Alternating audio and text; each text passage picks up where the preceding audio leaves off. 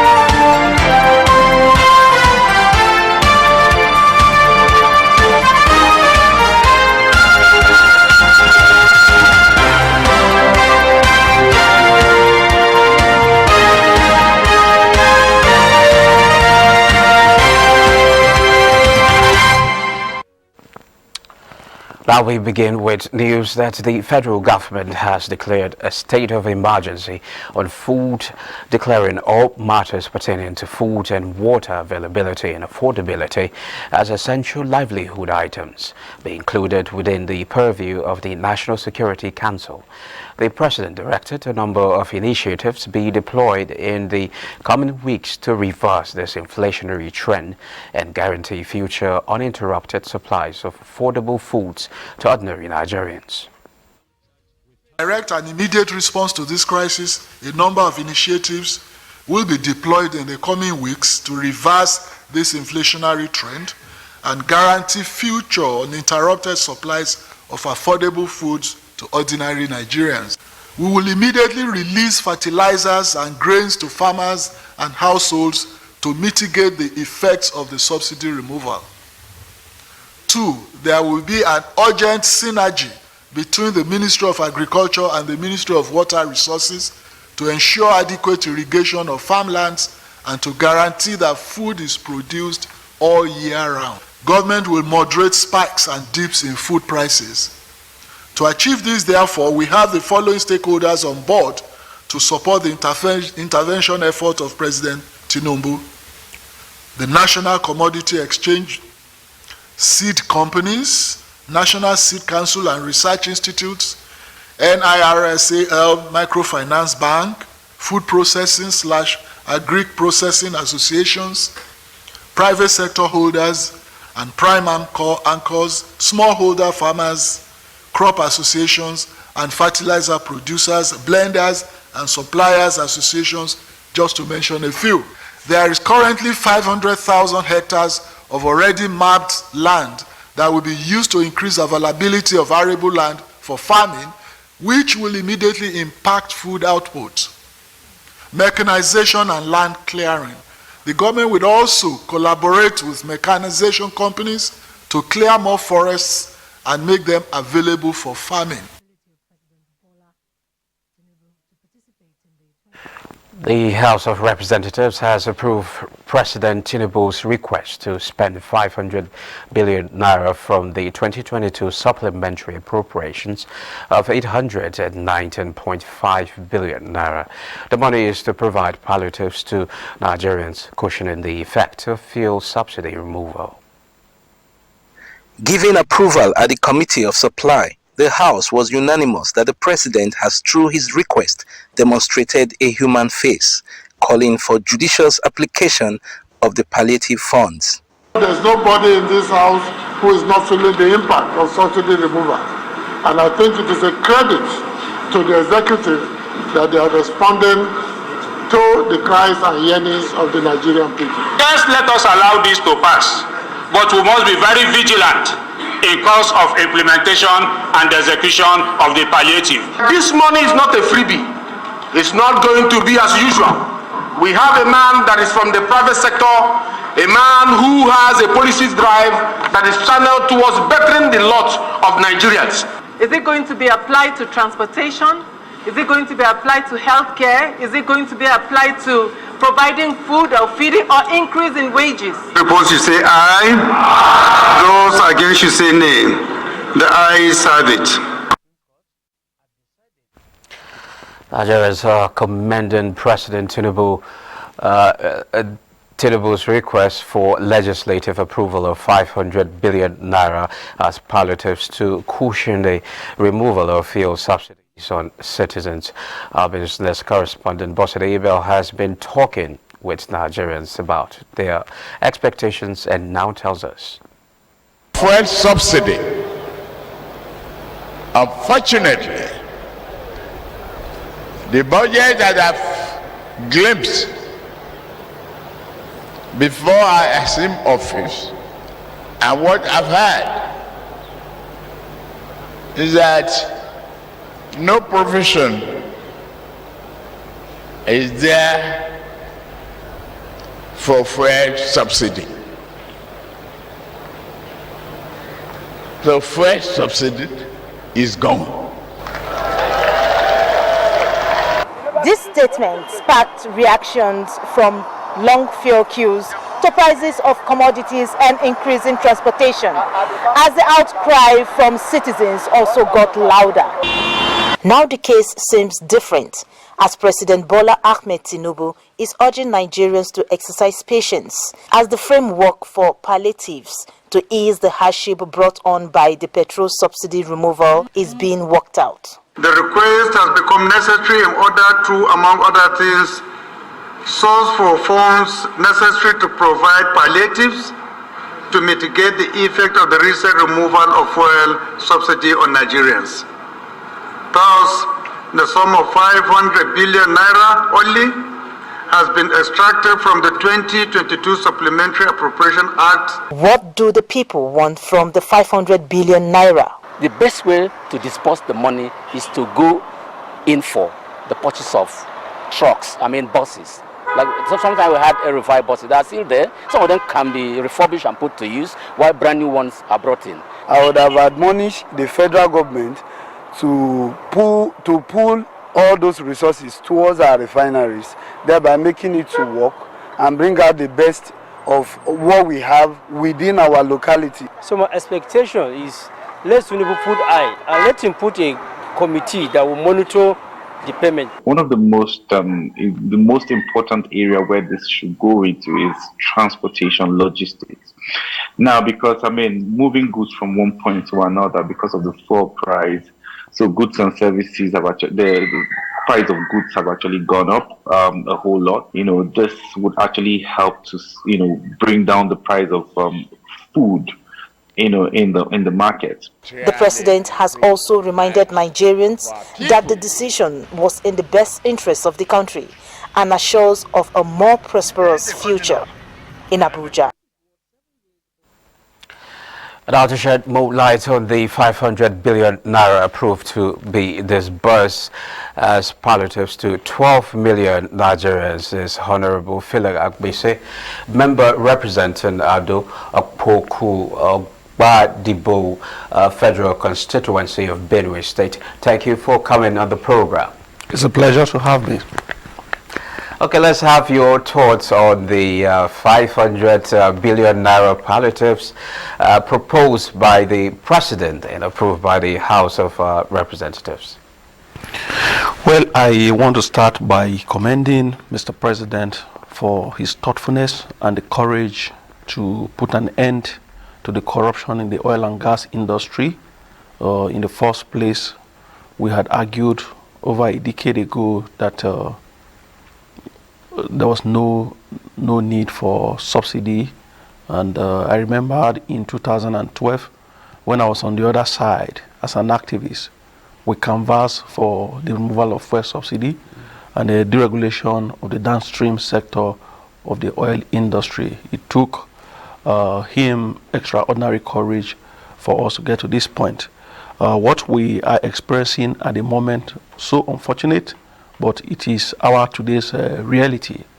Reality in the sense that we have to pay this price today to make sure that we put this country on the right footing, and our journey to the promised land, is quickly activated.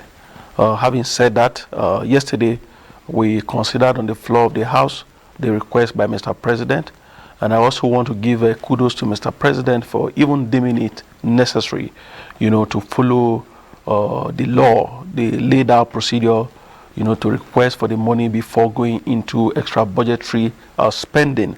May I also use this opportunity to commend our leader, Mr. Speaker, the Right Honorable Tajuddin Abbas, for the speedy and prompt consideration of that request by Mr. President. What that shows clearly is that the executive and the legislature are working hand in hand in the overall interest of the Nigerian masses, because this issue of fuel subsidy has not spared any home, it has not spared any family, it has not spared any single individual as far as this country is concerned. We are all paying the price for that, and I strongly believe that in less than no time we will all, as a country, will begin to reap the benefits of the fuel subsidy removal. Okay, let me come in. Let me understand something. There's the $800 million loan proposal. I don't know whether the 500 billion naira is going to be sourced from the $800 million loan proposal. And if it's actually that, then the $500 billion, is it just going to go to stipends given to 12 million Nigerians, or is it going to be somehow invested as well in transportation and other things?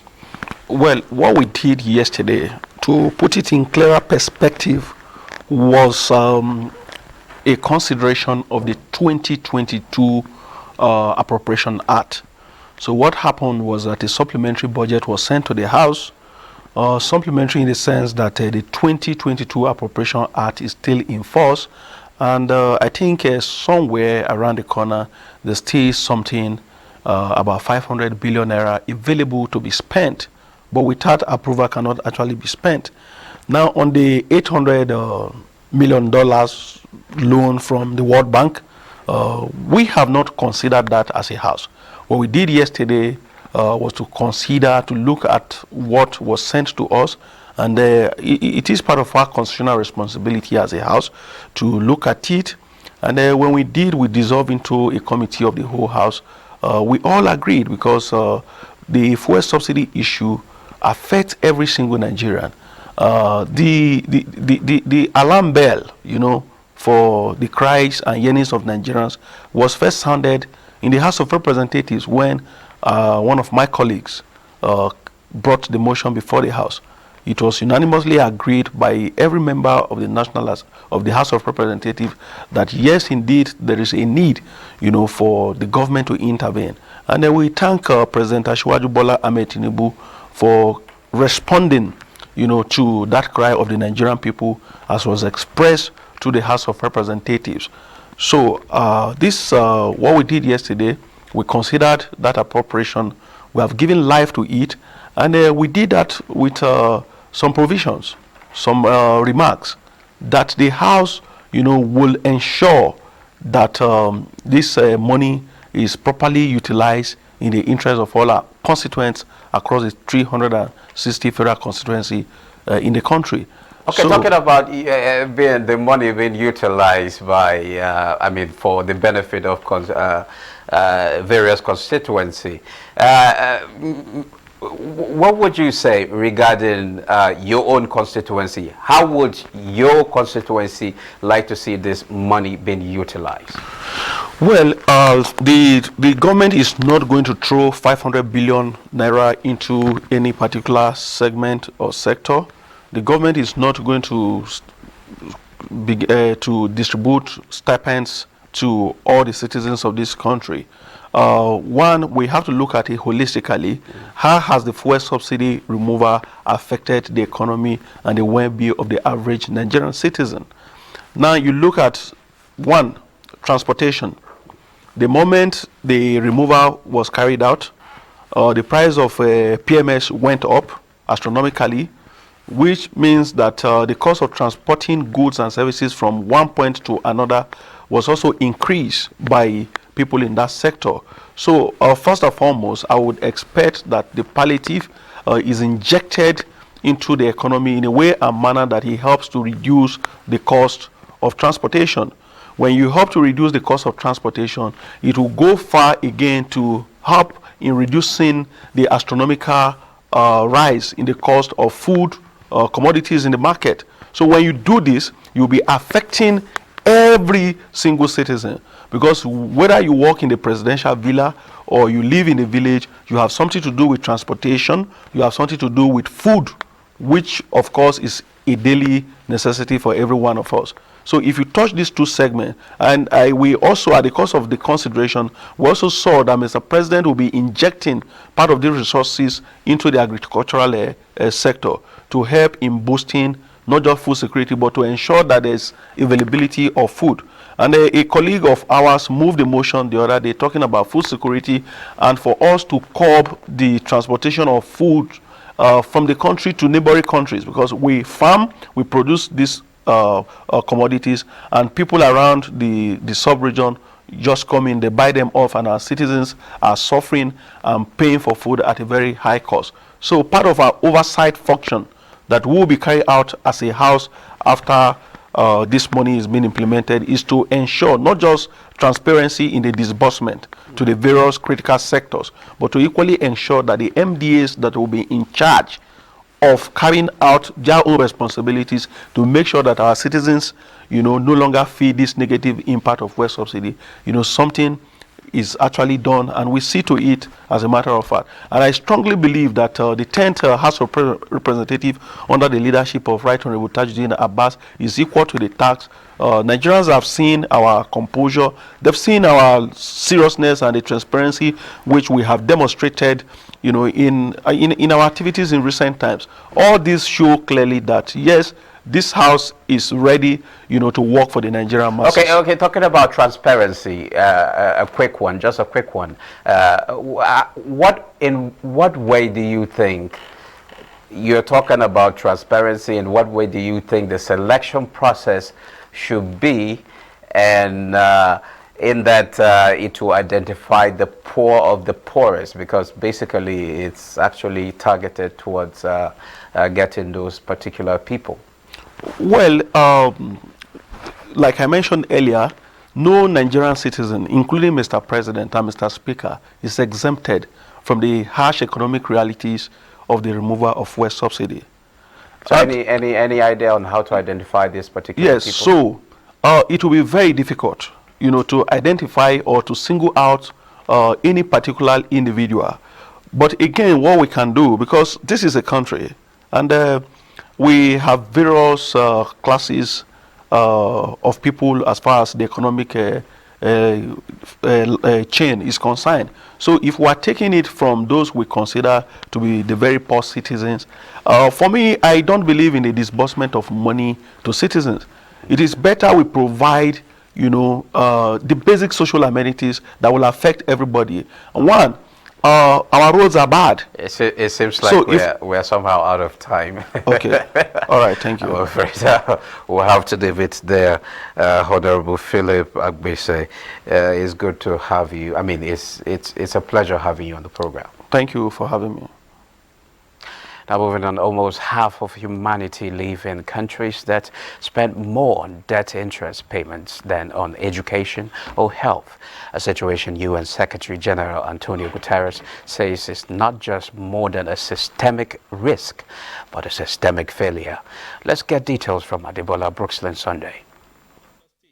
Records from UNCTAD show that 52 countries, almost 40% of the developing world, are in serious debt trouble as a result of the inequality built into outdated global financial system, which reflects the colonial power dynamics of the era when it was created. The UN scribe Antonio Guterres said the system has not fulfilled its mandate as a safety net to help countries manage today's cascade of unforeseen shocks, the pandemic, devastating impact of climate crisis, and the Russian invasion of Ukraine. Markets may seem not to be suffering, yet people are. And some of the poorest countries in the world are being forced into a choice between servicing their debt or serving their people. They have virtually no fiscal space for essential investments in the Sustainable Development Goals or the transition to renewable energy. Levels of public debt are staggering and surging. Secretary General of the UN Conference on Trade and Development, speaking via a video link, told reporters that the magnitude and speed at which public debt has grown is unimaginable. Africa is paying 11.6% average on their debt, while the US is 3.1 and Germany is 1.5. So you can imagine that this burden is impossible to sustain for these developing countries. The global body emphasized that closing revenue gaps, improving spending, effectiveness, and better management of public debts remain key to reducing distress. Adebola, Brooklyn Sunday. And out of capital markets, the bearish trend on the Nigerian equities market was sustained to end trading for the week on a negative note. The NGX all-share index dropped to 62,569.73 basis points. Investors exchanged 600.4 million shares valued at 8.82 billion naira. Market capitalization fell to 34.069 trillion naira. Well, that's it. This is where we end this edition of Business Express. We value your feedback, so keep the comments, observations, and suggestions coming. Be informed that all previous episodes are available on YouTube on the NTA's channel. Business Express returns next week. I am Musa Abubakar.